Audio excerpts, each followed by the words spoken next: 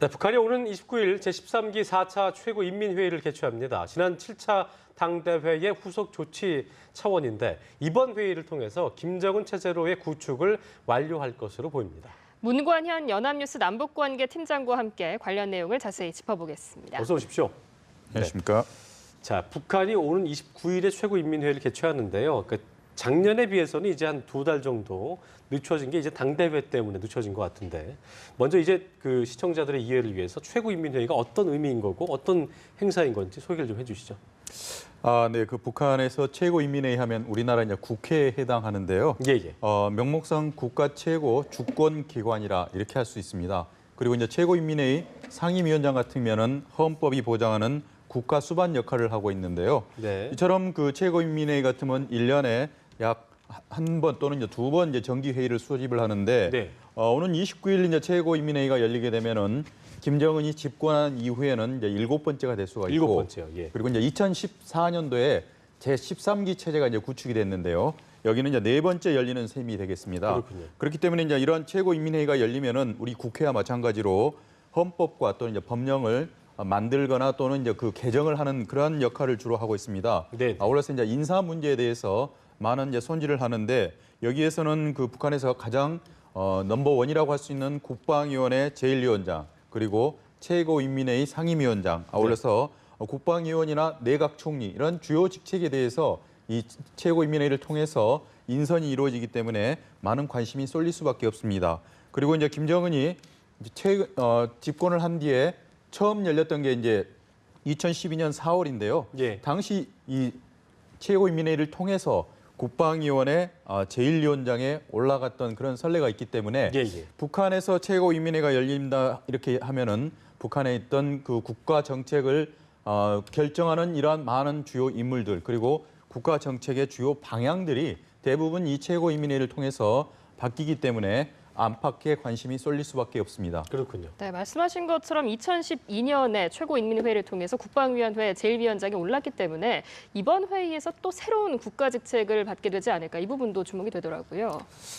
네, 맞습니다. 현재 이제 통일부뿐만이 아니라 이제 많은 그 북한 전문가들은 29일 날 이제 최고인민회의가 열릴 경우에 가장 중요한 것은 국가 조직 그리고 그 조직에 따른 인사 개편이 이루어질 것을 가장 관심을 가지고 현재 지켜볼 예정입니다.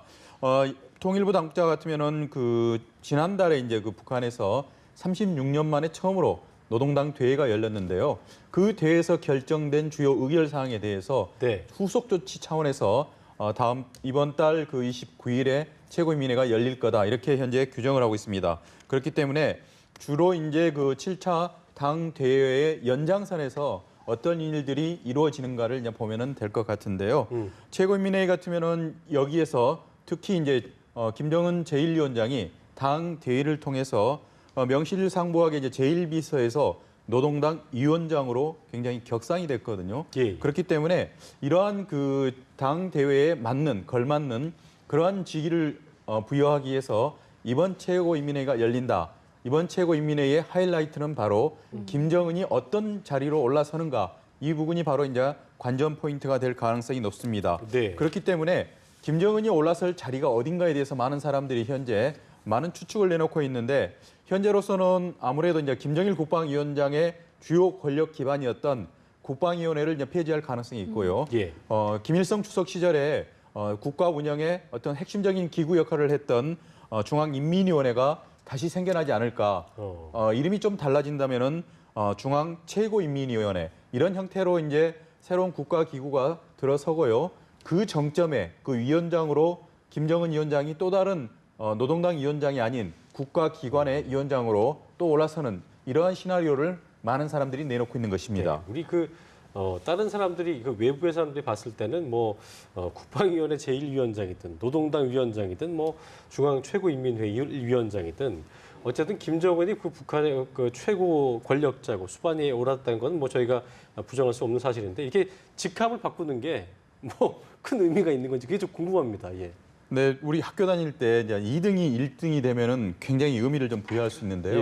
예. 부동의 1등이 또 1등을 했다 그러면은 큰 감동은 좀 없을 것 같습니다. 그렇죠. 이번 그 김정은의 어떤 인사를 놓고 많은 사람들이 이런 비유를 하는 경우를 제가 가끔 들어서 이제 말씀을 드렸는데 김정은 노동당 위원장 같은 경우에는 김정일 국방위원장이 사망한 직후에 예. 임명훈 최고사령관에 먼저 올랐습니다. 네. 그리고 이제 이듬해인 2012년 4월에 당시 이제 당 대표회자를 통해서 그 당시에 이제 제1비서 노동당 제1비서가 됐고요. 그리고 이제 이틀 만에 또 최고인민회의를 열어가지고 당시에 이제 국방위원회 제1위원장이 올랐기 때문에 북한의 이제 주요 권력기관이라고 할 수 있는 당, 정, 군 이 세 개의 조직을 불과 6개월도 안 된 사이에 모두 다 당시에 차지하는 그런 그 최고 정점에 이미 올라 있는 사람이기 때문에 지금 현재 4년이 지난 상황에서 최고인민회가 열려서 직함을 부여한 한들 무슨 의미가 있냐 이렇게 얘기하는 분들이 많습니다. 네, 네. 실제로 김정은 제1위원장 같으면은 지난 당대회를 통해서 현재 북한에서 공식적으로 내세우는 직함이 현재 9가지가 되고 있습니다. 9개요. 네, 노동당 위원장, 또 국방위원회 제1위원장 이처럼 9개가 되고 있는데 벌써 이 9개만도 김일성 주석도 8개였고요. 김정일 국방위원장도 8개였습니다. 넘어섰네요. 네, 이미 넘어섰고 그렇기 때문에 더 의미가 없다 이렇게 얘기를 할 수 있고 만약에 최고인민회의를 통해서 네. 예를 들어서 중앙인민위원회 위원장 이런 또 직함을 하나 달면은 10개가 되고 또 그 이상도 될 수 있습니다. 어허. 그래서 이런 많은 직함들이 이미 2012년도 4월을 전후해서 최고직위에 올라서 본인은 이미 북한에서는 국가 1인자로 이제 역할을 하고 있는 상황에서 이러한 자꾸 당대회, 최고인민회의 이런 그 거창한 행사들을 통해서 직함 하나를 늘려간다는 것이 무슨 의미가 있냐 이렇게 얘기하는 분들이 사실 많이 있습니다. 그렇군요.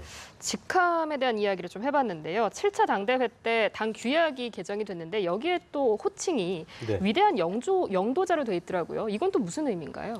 위대한 영도자 하면은 많은 사람들이 이제 2012년도에 당시에도 그 김정은 제1위원장을 이제 최고 수위에 올려야 한다 해서 올렸던 자리가 국방위원회 제1위원장이었고요. 예, 예. 이번에도 역시 이제 당 대회를 통해서 김정은 제1위원장을 표현을 하는 게 네. 12년도하고 약간 중복되는 그런 느낌이 있는데 김정은 제1위원장은 일단 그 현재 북한이 노동당이 김일성 또는 이제 김정일주의의 당이다. 그런데 현재의 노동당을 이런 김일성, 김정일주의 당으로 바꿔가는 데 있어서 이 김정은이 가장 강화하는 역할을 하고요.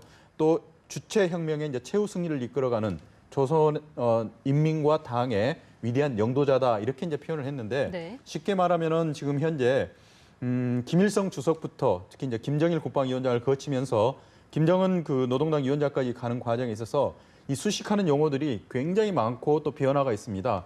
현재 그 북한에서는 김정은에 대해서도 여러 가지 그 집권 이후에도 이런 변화가 지금 현재 있고 있는데 당 대회를 통해서 부여하는 이러한 그 직함이 위대한 영도자라는 이런 표현이 앞으로는 항상 이렇게 따라다닐 걸로 현재 예상이 되고 있습니다. 그렇군요. 중요한 것은 김정은을 이처럼 위대한 영도자다 이렇게 표현을 했었는데 앞서 있던 김일성 주석은 그 노동당의 창건자다 이렇게 표현을 했고요. 김정일 그 국방위원장 같은 경우에는 영원한 수반이다. 그리고 여기에 이어서 김정은 노동당 위원장은 위대한 영도자다 이렇게 얘기를 했습니다. 그러니까 할아버지, 아버지 김정은 위원장이 모두가 공식적인 이러한 그 수식어가 붙고 결국 이 말은 무슨 말이냐면은 어떻게 보면 북한에서 그 김일성, 김정일에 이었던 이러한 시대와 이제는 김정은도 역시 똑같은 이제 반열에 올랐었다. 그렇기 때문에 명실상부한 북한에 이제는 누구도 범접할 수 없는 북한이라는 하나의 국가의 지도자가 됐다는 것을 대회에 선포하는 그러한 계기다. 이렇게 볼 수가 있겠습니다. 예. 자, 또 하나 궁금한 것이 저희가 좀 전에도 그 뉴스를 보도를 해드렸습니다만 연합뉴스가 확인을 해봤는데 노동당 규약집 새롭게 마련된 여기에는 김정은이 그 당시 당대회에서는 이제 북한은 핵 보유국이다라고 명시를 했는데 여기에는 이제 어떤 핵 보유국이라는 단어가 명문화되지 않았다고 확인이 됐습니다. 이 부분은 어떻게 좀 저희가 해석을 해야 될까요? 네, 북한에서는 이제 2012년도 이미 헌법에 이제 핵 보유국을 이제 명시를 했습니다. 예, 예. 그리고 이제 그 핵 보유국을 그 다음 단계라면은 당 규약에 북한이라는 나라는 이제 아무래도 당이 국가보다는 이제 우위에 있는 나라이기 때문에 예. 사실은 당 규약은 헌법보다도 더 높은 곳에 있고 더 강력한 유력을 지닌다 이렇게 표현하고 있습니다. 그렇기 네. 때문에 북한이 이 핵 보유국으로서 대외적으로 현재 인정을 받기 위해서 굉장히 안달이 났습니다. 그렇다면은 이러한 당 규약에 북한이라는 그 구조의 가장 그 정점에 핵 넣어야 보유- 되는 게 맞잖아요. 예, 넣는 게 맞다 이렇게 표현했습니다. 음. 특히 이제 김정은 위원장 같은 경우에는 지난달에 열렸던 그 당 대회에서 사업 총화 보고를 했었는데요. 거기에서 그 북한이란 나라가 이제는 하나의 책임 있는 핵 보유국이 됐고 북한이 먼저 다음 적대 세력으로부터 핵으로 공격을 당하지 않으면 이런 핵은 사용하지 않겠다. 이런 그 선언을 했었거든요.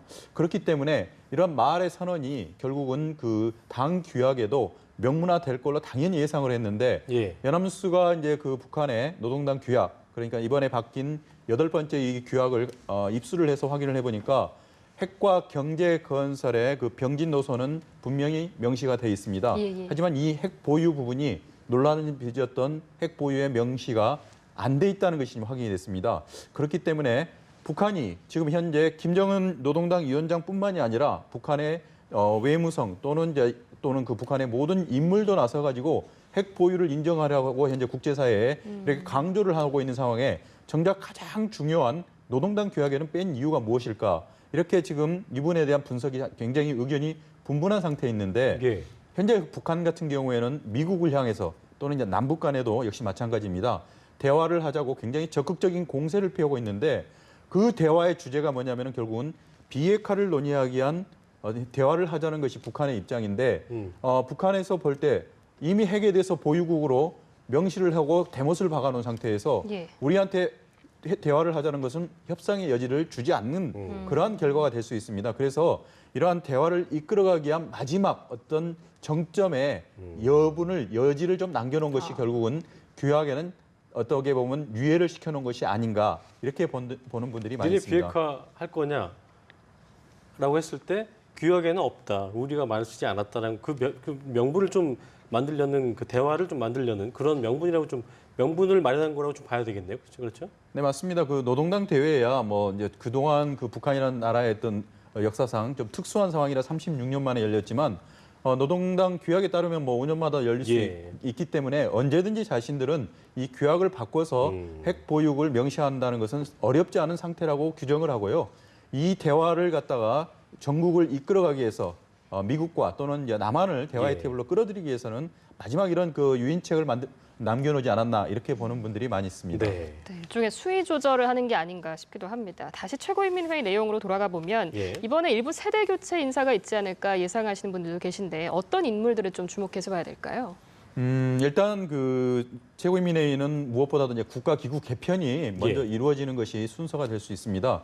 그렇기 때문에 현재로서는 그 국방위원회 폐지설이 가장 많이 이제 대두가 되고 있는데요. 네. 국방위원회가 만약에 이제 존속이 된다면 모르겠지만 존속이 된다 하더라도 현재 그 부위원장급들이 고령의 인사들이 참 많이 있습니다. 리용무 부위원장 같으면은 그 25년생이고요. 그리고 이제 오국열 국방위원회 부위원장 같은 경우는 31년생 네. 이처럼 굉장히 고령화된 그 부위원장들이 있기 때문에 예. 어떤 실질적인 그런 실무 역할을 하기에는 좀 한계를 넘어섰지 않았나 이런 분들이 있습니다. 실제로 지난달 열렸던 그 7차 노동당 대회에서 이 리용무와 오국열 부위원장 같은 경우에는 정치국 의원이나 후보위원회에서 명단이 지금 현재 빠져 있는 상태입니다. 그렇군요. 그렇기 때문에 이제 더 이상 직위를 주기에는 어렵다 이렇게 판단이 되고 이번 그 최고인민회의를 계기로 해서 아마 2선으로 물러날 가능성이 있고 일부에서는 그 김영남 최고인민회의 상임위원장도 굉장히 고령입니다. 그동안에 또 여러 차례 여러 가지 질병도 있었고 그렇기 때문에 좀 힘들지 않겠냐 이런 또 그 예측이 나왔었는데 네. 중요한 것은 그 이번에 상무위원을 이제 3명에서 5명으로 늘리는 과정에서 예. 김영남 상임위원장이 정치국 상무위원에 포함이 됐습니다. 굉장히 중요한 자리에 포스트에 앉은 이상 김영남 최고인민회의 상임위원장 같은 경우에는 교체 가능성은 낮다 이렇게 볼 수가 있겠습니다. 예. 중요한 것은 이번에 당 대회를 통해서 많은 새로운 그 젊은 세력들이 많이 전진 배치가 돼서 이런 세대 교체가 본격적으로 이루어지는 걸 볼 수가 있는데 이번 같은 경우는 이제 내각의 구체적인 장관 자리, 그 상 자리에 어떤 사람을 포스트를 앉힐지에 대해서 최고인민회의를 통해서 이제는 알 수가 있겠다 이렇게 보겠습니다. 그렇기 때문에 우리에게 잘 알려진 이러한 고령의 북한의 정치인들보다는 우리가 이제 알 수 없었던 김정은 시대를 이끌어갈 향후 20년, 30년을 이제는 주도할 수 있는 그런 능력 있는 젊은 신진 세력들이 대거 부상하지 않을까 이렇게 보고 있습니다. 그렇군요. 자, 대남 분야에 대해서는 어떤 내용을 좀 담을지 좀 궁금해지는데요. 최근까지 계속해서 군사회담 개최를 제안했던 북한이 이번에는 통일 대회합을 개최를 제안했는데 먼저 조선중앙방송의 관련 내용 함께 보시겠습니다. 전 민족적인 통일 대회합을 개최할 것을 제안한다. 회합에서는 민족의 정의를 모아 최악의 상태에 있는 조선반도의 현 정세를 완화하고 북남 관계를 새 출발시키며 나라의 통일 문제를 해결해 나갈 수 있는 출로를 허심탄회하게 논의할 수 있을 것이다. 네, 조선중앙방송 함께 보셨는데요. 우리 입장에서는 이제 그 북한의 기만 전술의 일환이다라고 해서 일축하고 있는 입장인데 북한은 계속해서 대화 공세를 퍼붓고 있습니다. 이게 여러 가지 해석이 나오고 있던데 이제 국제적으로 이제 대북 제재가 강화되고 있기 때문에 여러 자금줄도 그렇고 좀 국내 사정이 좀 어려워지다 보니까 이런 것들 때문에 어떻게든 돌파구를 마련하려고 하는 그 조치이다라는 해석이 나오던데 어떻게 좀 저희가 그 해석을 해야 될까요? 옛날 같은 경우에는 이제 미국을 통해서 우리와 대화를 하는 이제 통미봉남이다 그랬는데 예. 지금 현재 그 북한이라는 나라가 대외적으로 현재 국제적으로 고립무원 상태에 빠지고 있습니다. 그렇기 때문에 마지막 지푸라기라고 잡으려고 하는 것이 현재 남한입니다. 그래서 이 남북 대화의 어떤 당위성, 필요성에 대해서 굉장히 적극적으로 얘기를 하고 있습니다. 예. 그리고 이제 또 다음 주가 6.15 정상회담선언 16주년이 되기 때문에 네네. 북한으로서는 이 남북 간의 대화 무드의 어떤 개최에 대해서 당위성을 주장하는 게 굉장히 시기적으로는 지금 무르익지 않았나 이렇게 볼 수가 있겠습니다. 지난 특히 이제 현재 9일날 같은 경우에는 그 인민문화궁전에서 광복 71주년 기념 정부, 정당, 단체의 연석회의가 열렸었는데요. 여기서 그 전체 민족에게 보내는 호소문을 채택을 했습니다. 이 호소문에 나오는 내용이 일단은 그 누구나도 우리 민족 구성원이라면 참여할 수 있는, 그러니까 구성원으로서 참여할 수 있는 자격에 제한을 두지 않고 나설 수 있는 전 민족적인 통일 대회합을 갖자. 굉장히 듣기로는 우리한테 솔깃하고요. 이런 말은 참 대화를 좋습니다. 네, 왜 안 할까 이럴 정도로 북한에서는 현재 어떤 시기적으로나 또는 의미 부여하는 면에서 봐도 굉장히 지금 적극적으로 이런 예. 대화 공세를 펼치고 있는데 이미 김정은 노동당 위원장이 7차 당 대회를 통해서 남북 간의 군사 실무 회담을 개최를 해야 된다고 한 이후에 북한의 그 국방위원회 또는 이제 조평통 그리고 이제 실제로 남북 관계를 이끌어가는 주요 인물들까지 조직이나 기관들이 또는 인물들이 모두가 나서 가지고 남북 대화를 주장해 왔는데 그 연장선에서 이 연석회의가 열렸고 네. 결국은 그를 통해서 전민족적인 통일 대회합을 열자 이렇게 주장한 걸로 해석은 할 수 있겠습니다. 예. 그렇기 때문에 특이한 형태 또는 전 민족이 참여할 수 있다. 그렇기 때문에 우리에게 좀 당위성을 가지고 다가오긴 하지만 크게 의미를 부여할 수는 없다는 것이 예. 현재 우리 정부의 변함없는 입장입니다. 그렇군요. 국제사회 대북 제재가 강화되기 때문에 북한으로서 남대로 자구책을 찾는 게 아니냐 이런 분석도 나오고 있는데 실제로 폴란드 같은 경우는 올해 초 북한의 핵실험 이후에 그 노동자들에 대한 비자 발급을 중단했다고 하거든요. 예. 이건 사실 대북 제재 결의 2270호에도 포함되지 않은 내용인데 이 부분에 대해서는 어떻게 해석할 수 있을까요? 네, 지금 현재 북한이 그동안에 믿었던 그 동맹 국가들한테 발등이 찍히고 있습니다. 아프리카 예. 같으면 이제 우간다. 그렇죠. 그리고 이제 어떻게 보면 형제 국가라고 할 수 있는 쿠바에서도 예. 현재 어떤 외교 전선에 이상이 이제 감지가 되고 있는 상태인데 폴란드도 역시 마찬가지입니다. 한국 전쟁이 끝난 이후에 우리가 이제 그 정전 협정을 체결하고 나서 정전 협정을 감시할 수 있는 기구로서 두 국가씩을 채택을 했습니다. 그래서 폴란드와 체코슬로바키아가 공산주의권을 대표를 해서 판문점에 당시에 나와 있었고요. 우리 쪽 같은 경우는 이제 스위스, 스웨덴이 있었는데 이처럼 그 폴란드라는 존재가 북한에게 있어서는 전쟁 이후에 굉장히 중요한 그런 그 역할을 해왔는데 이러한 폴란드에 북한에서는 이제 해외 노동자 외화벌이를 위한 그 인력 수출을 해왔었는데 폴란드에서 최근에 올 들어서 이제 그 폴란드에 입국을 해서 노동자로서 근무를 하려면은 이제 근로 비자를 이제 신청을 해서 발급을 받아야 되는데 예. 전면 중단을 했습니다. 구체적으로 표현을 하자면은 1월 달에 있었던 제4차 핵실험 이후에 국제사회의 비난이 일제히 이제 북한을 향해 쏟아진 이후에 폴란드가 이 핵실험 이후에는 그러니까 1월 초 이후에는 북한에서 신청하는 비자에 대해서 전혀 승인을 해주지 않고 있다 이렇게 확인이 되고 있는데 네. 작년 같은 경우에는 폴란드에서는 약 150여 건의 비자 발급이 있었고요. 현재 그 지난해 같은 거를 포함을 해서 약 480여 건의 비자가 현재 유효한 상태인데요.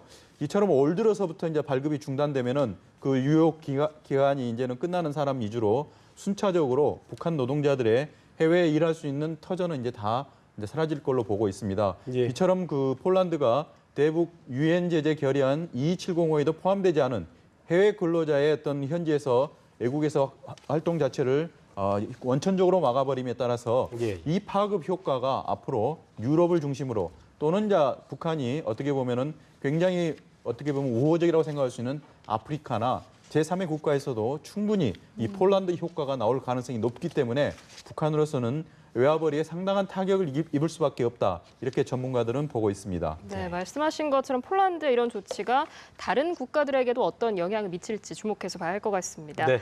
지금까지 문관현 연합뉴스 남북관계 팀장이었습니다. 고맙습니다. 고맙습니다.